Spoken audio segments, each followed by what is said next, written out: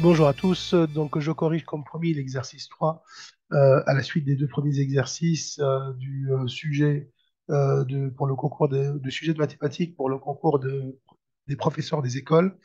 Donc, c'est un exercice de Scratch. Ceux qui ont suivi la formation avec moi, normalement, ils ne devraient pas avoir de problème puisqu'on a fait des exercices bien plus difficiles que celui-là. Donc, j'explique assez rapidement le programme avant de commencer à répondre aux questions. Donc, quand on va cliquer, donc on efface tout, on a le stylo en position d'écriture et on va commencer au point de coordonnées moins 75, 50. Donc, au point de coordonnées moins 75, 50 et on s'oriente à 90, c'est-à-dire on va marcher dans cette direction. Donc, jusque-là, ce sont des choses que normalement, n'importe quel candidat doit connaître puisque vous êtes censé avoir déjà utilisé ce langage et avoir déjà tracé des figures avec Scratch sans problème. Alors, je vous fais remarquer qu'on a déjà une variable ici qui s'appelle côté. Donc, on a créé une variable qui s'appelle côté, donc une variable, une boîte mémoire où on va stocker des données et on va la mettre à 100. Donc, dans cette mémoire, dans cette variable côté, notre variable côté est égale à 100. Voilà.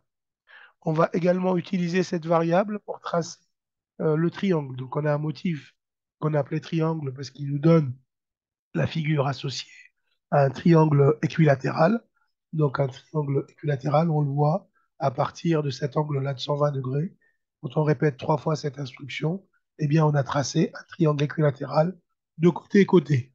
Donc, le premier qu'on va tracer, c'est le triangle de côté sans pas. Triangle équilatéral de côté sans. On va répéter 5 fois ces instructions. Alors, on va les regarder rapidement. Donc, dans ces instructions, nous avons notre fameux triangle. Donc, on aura forcément 5 triangles. On ne sait pas si les triangles sont emboîtés ou pas. Eh bien, la deuxième ligne nous dit que on va avancer de côté, pas, donc de ce côté-là. Donc, le deuxième triangle, et donc on finit le premier, il va démarrer au deuxième. Voilà. Et donc, on ajoute -20 et on redémarre. On refait la boucle une deuxième fois. Et on va refaire ça 5 fois. Donc, si je regarde bien, donc premier triangle est tracé avec un côté de 100 pas. Le deuxième, le deuxième, on va réduire le côté, la variable côté de 20. Donc, dans la variable côté, on on aurait le nombre 80. Donc, pour le premier passage, la variable côté est égale à 100. Deuxième passage est égal à 100 moins 20. Troisième passage dans la boucle, on aura 80 moins 20, donc 60. Quatrième passage, donc quatrième triangle, 60 moins 20, qui va nous donner 40. Et pour le dernier passage, on aura 40 moins 20, donc un triangle de côté 20.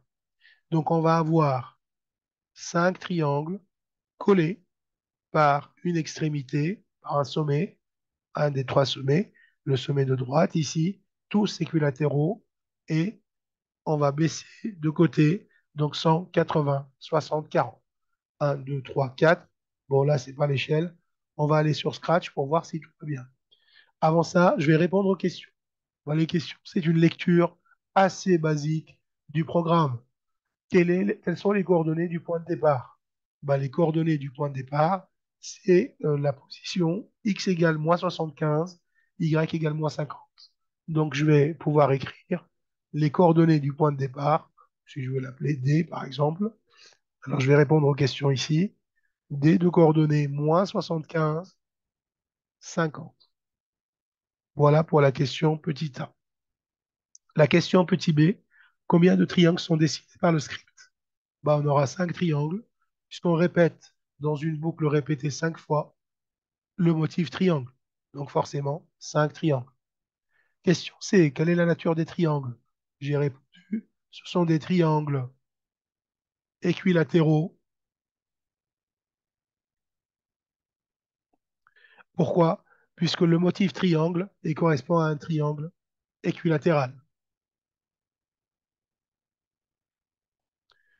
Quelle est la nature des triangles dessinés? On a répondu.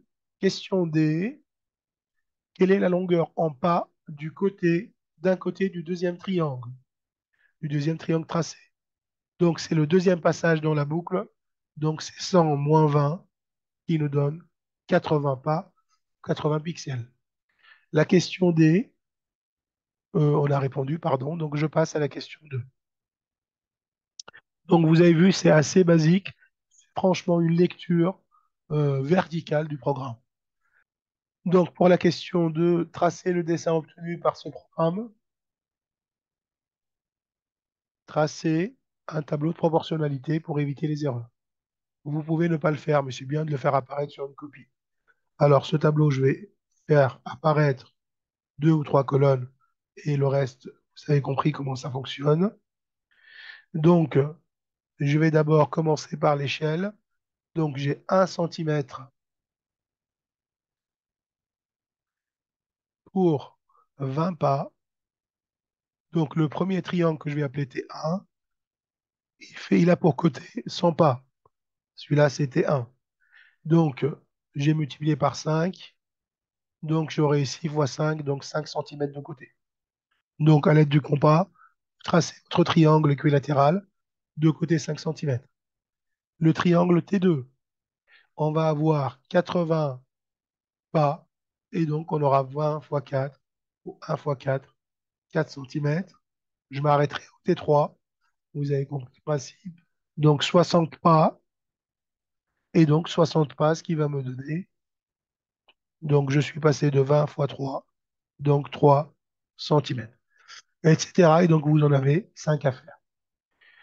La question 3, si au lieu de triangles, on voulait obtenir des hexagones. Donc, je vais tout simplement répéter le côté 5 fois. Donc, dans ma boucle, répéter, au lieu d'avoir un triangle, je vais transformer le motif triangle en faisant ici, répéter 5 fois. Mais attention, on ne va pas tourner pardon, j'ai dit 5 fois, donc j'ai dit 6 fois, excusez-moi. Donc un hexagone régulier, donc on va répéter le côté 6 fois, et donc 6 fois le côté, et donc on ne va pas tourner de 120 degrés dans le sens antipaire, on va tourner de 60 degrés. Le 60 degrés vient du fait que on va tout simplement diviser l'angle plein, l'angle plein qui fait 360 par 6 pour répartir les côtés d'une manière homogène pour avoir notre hexagone régulier. Donc, on ira tester tout ça avec Scratch en ligne. Alors, je vais changer le partage d'écran. Alors, me voici sur le partage d'écran. Donc, je vais tout simplement effacer ici. Alors, je vais peut-être agrandir la figure. Voilà. Donc, on a bien nos 1, 2, 3, 4 et 5 triangles équilatéraux, tous bien sûr collés par ce côté droit. Et à chaque fois, on a réduit la longueur du côté de 20 pas. C'est ce que j'ai fait ici.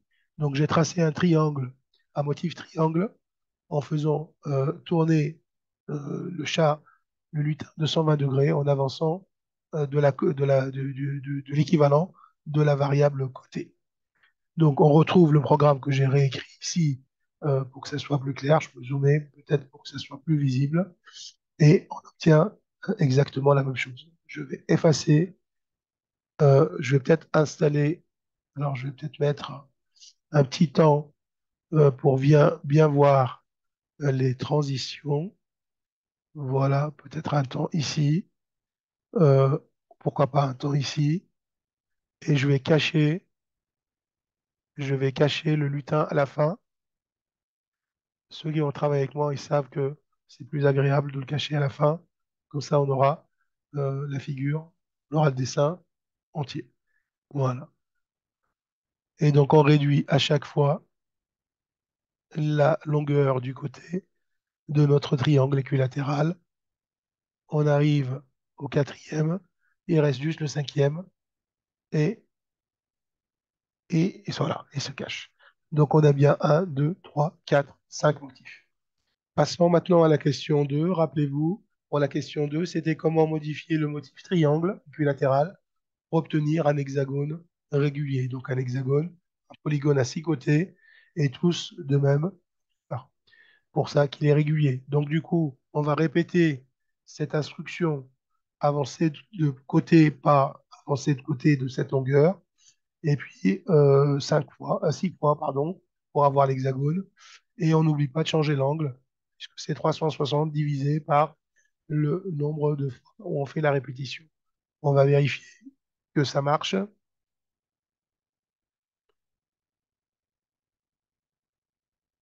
Voilà, donc on a notre hexagone. Alors ce que je vais faire, je vais peut-être descendre un petit peu la figure pour qu'on le voit. Et donc je vais descendre tiens, au niveau des axes des ordonnées. On va commencer à -75. Voilà.